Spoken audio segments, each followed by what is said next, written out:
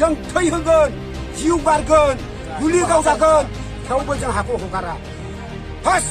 बिखायाव मोनगोन मंगलनि सिलाय गुलि हाबनाय गाव हाखौ जों हगारा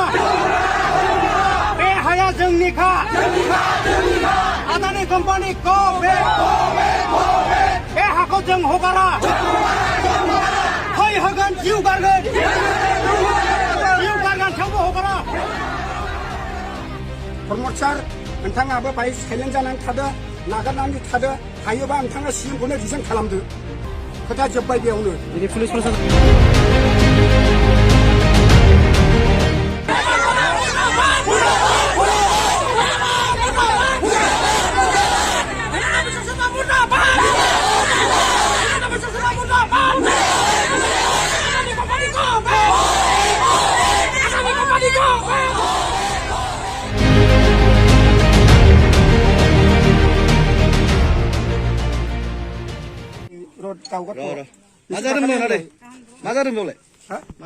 गाव जादों माने दा जों खोनानो मोनदों पुलिस प्रटेक्शन फैबायबो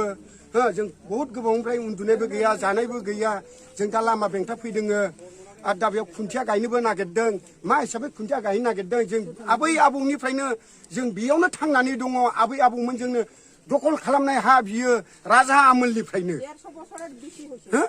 बे जायगानिफ्रायनो दा दाखालि बे प्रमद बर' साराबो लेंहरदोंमोन 2 तारिखआव जों थांदों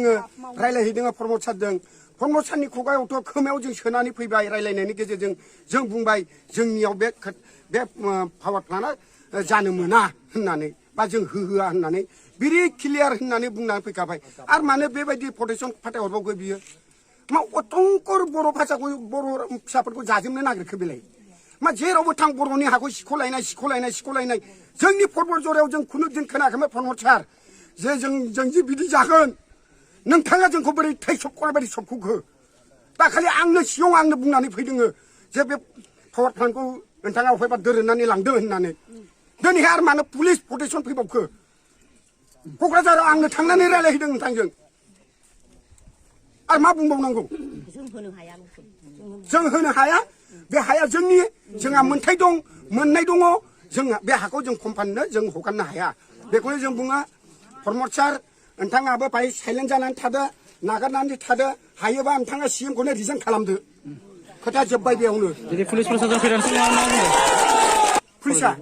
पुलिसा मात्र जोंखौ खावलायदों बेनो जे खुन्थिया गायगोन जोङो जेरैबाबो गायलांगोन जोङो बेखौ खावलायबाय थादों जोंखौ थनहरदों गोजौ लेभेलनिफ्राय सोर थनहरदों प्रमद सार थनहरदों बिसोर आसाम चिफ मिनिस्टारालाय बेयावलाय बोरै हा दं होनना मिथिनो प्रमदासो मिथिगोन प्रमदनि सेला फेलायासो खोन्थाहरदों जों थै होगोन जिउ गारगोन गुलि गावजागोन थेवबो जों हाखौ हगारा फार्स्ट बिखायाव मोनगोन मंगलनि सिलाय गुलि हाबनाय गाव फाग्लिजरा पार्ट 1 पार्ट 2 এই অঞ্চলত আমার জমিটো আদানি কোম্পানিয়ে মানে থার্মেল প্রজেক্ট বানাবার বিচাৰিছে এই কাৰণে আমাৰ এই খালপানী ফাগলিজৰা পাৰ্ট 2 পাৰ্ট 1 এই দুকিচুকি আৰু মাওমাৰী এইবিলাক গাঁও মানে ৰাইজে আজি এই ধৰ্ণা কাৰ্যসূচী লৈছে আমি মাতি নিদিম যেহেতু ইমান দিনে আপোনালোকে আন্দোলন কৰি আহিছে পাগলিজৰাত বিভিন্ন মিটিং হৈছে বিভিন্ন দল সংগঠনে আপোনাৰ তাতে প্ৰতিবাদ সাব্যস্ত কৰিছে কিন্তু আজিলৈকে এই ক্ষেত্ৰত কোনো বিটিআৰ চৰকাৰ হওক বা অসম চৰকাৰ হওক কোনো ধৰণৰ কোনো গুৰুত্ব আৰোপ কৰা নাই কি অহা নাই আচলতে এইটোৱে দুখ লগা অহা নাই এতিয়াও আমাৰ